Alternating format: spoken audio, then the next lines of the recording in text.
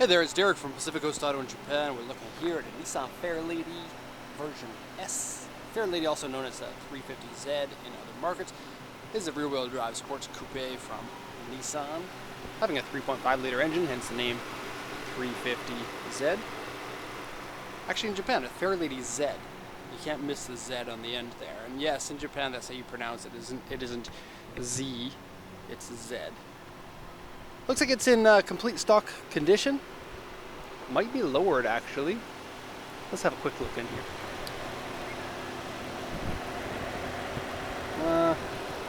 It's rather dark in there. Might be lowered. And then this one was bought from auction for export to Finland. Not too many Finnish cars or Japanese cars going to Finland from our company, but feel free to buy one if you want one. Okay, so the VQ engine. It's Nissan's in everything engine. Probably puts out a little bit more horsepower in this Japanese or the Fairlady compared to like the El Grande or whatever other cars that they came in. They came in basically everything. So they're very reliable engines. They also have a lot of aftermarket support. And here's something about the Fairlady is that a lot of people overlook this car right now, but I believe in about 5 years we're going to see a resurgence in the desire for this car, as there weren't an awful lot of Japanese sports cars from that time, and especially rear-wheel drive ones with a manual transmission. And so right now would probably be a good time to buy them as prices are relatively cheap. I can't say exactly what the price is of this one, but you can check out our website. We have past history of sold prices of cars and whatnot. And then this one's the version S, which means it comes stock with the Brembo brakes on it. Now, I'll give you a quick look at that. Nice gold Brembo brake calipers in there. You can see the damage to the wheel as well. And you get them on the back too. And then the version S tends to be probably about $800 to $1,000 more than the other versions because people want those Brembo brakes. Okay, so let's take a look at the auction inspection sheet and I'll compare it to the condition of the car. This was bought on customer request. It's a 2002 Fairlady Z version S, 3.5 liter engine.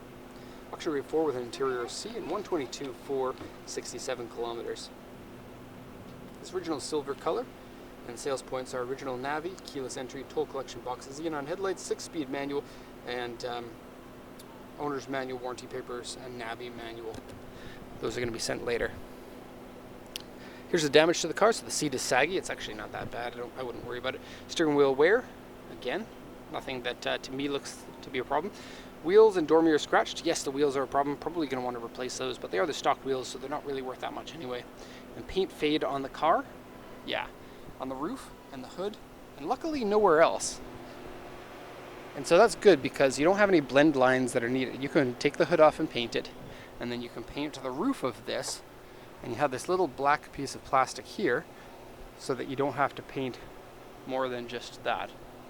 Now, a lot of cars will have the roof as a one piece into the back and into the fender, and usually you'll see like a blend line here on the C-pillar when that's done. Luckily, you don't have to deal with that with this car. And then it's a pretty small surface there, so it wouldn't be too expensive, I believe, to repaint that. Anyways, looking at the body diagram here. Oh, various scratches and dents, it says. So we have A3 on the front, that's a big scratch. A3 over here on the side skirt, as well as a crack, and then a repainted section here. So I'm going to do a quick once around and then I'll show that damage. While I'm doing the once around here, pay extra attention to the fade on the roof or in the hood. I guess you can't see the roof very much, but on the other side you will be able to, possibly. And I think that the looks of these are starting to look better. I think when they came out they were really cool. And then there was just a lot of people were really interested in the earlier 90s Japanese cars when this was about 5 to 10 years old. And that one there is actually a contemporary. That's a Japanese sports car of the same era. Nowadays, 90s Japanese cars are all running out. It's very hard to get good condition cars from anything earlier than about 2000 now. I wouldn't say very difficult, varying amounts of difficulty, but a lot of cars are not treated very well by their owners. Now, there are a lot of people wanting to get into 90s Japanese cars, and there just aren't enough of them in good condition, and so prices are going up. I believe the same thing is going to happen to the Fairlady once people start attaching to it. And there is an awful lot of aftermarket support, which is a big deal for keeping a car alive when it's aging. And VQ engines are cheap and abundant, and the transmissions are fairly cheap and abundant. I've heard that people are putting these transmissions into Supras now, that you can't get the Supra transmissions anymore. So here's the A3 damage. Have a quick look at here, here, and here. And the car is really dirty, sorry about that. You can definitely see the paint fade between the two surfaces there when you look at the colors. But then the rest of the paint looks really, really good. Got a big scratch here, which is a shame. You wouldn't be able to buff that one out. And then the A3 is down here, A3 in crack. So here's the cracked section. And the A3 is here. You could see it a lot, but keep in mind that this is also a clear sticker that's over top of it right there. And if you take that sticker off, you might find that a lot of the damage comes with it. You also have some damage right here on the back.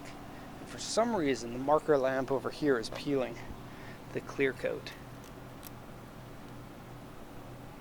You can see it right there. I believe this to be the stock exhaust. I do like dual exhaust. And I like the back end of this. I like how aggressively tilted it is. I really don't like the looks of the convertible version of this, which was strangely popular in the US. I don't even know if we got it here in Japan. I've never seen a single one. A couple of small dents there. But the coupe version looks good, and it handles modifications well. For example, body modifications or wheels. It already kind of has the look of wide body with its blistered out fenders like that. I think it's good. Okay, so going on to the interior here. The clutch feels weird and spongy. It works appropriately, but it feels weird when you press it. If it's going to be your everyday car, I guess you would get used to it. But you might want to take a look and see what it is that's causing it to be spongy feeling. I've kind of felt that way about other Fairladys, 350Z in the past. And I've never actually driven a manual transmission 370. I do very much like the styling of those ones too. So saggy seat is right here. As you can see, it's really not that bad. It's starting to get a little bit worn here. Maybe put some fabric protector on there. Steering wheel looks pretty good. Okay, and then aftermarket tweeters installed there. I love the speakers right behind the driver there. Very cool. Okay, so power steering works well, AC works, it has Navi, but Navi outside Japan is not really Navi, it's just a screen that does nothing for you. You can put TV through this, there's actually TV in it right now. Looks like they don't have the card in there. Oh, volume down.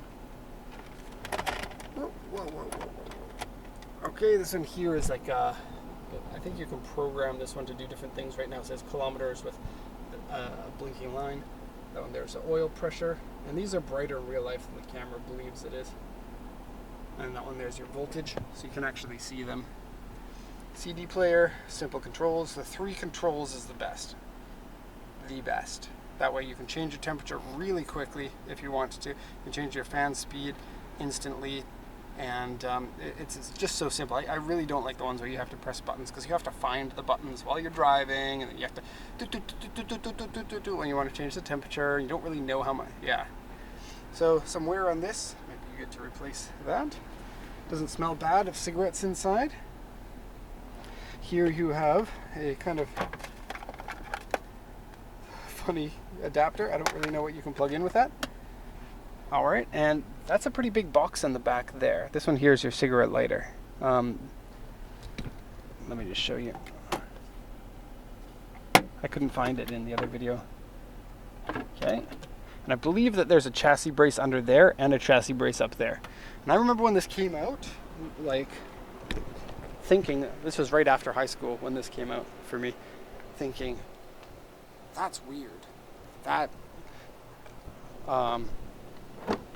why would they put that there? This was before I understood about, oh, this is a little bit annoying to open because the spring doesn't push it up enough.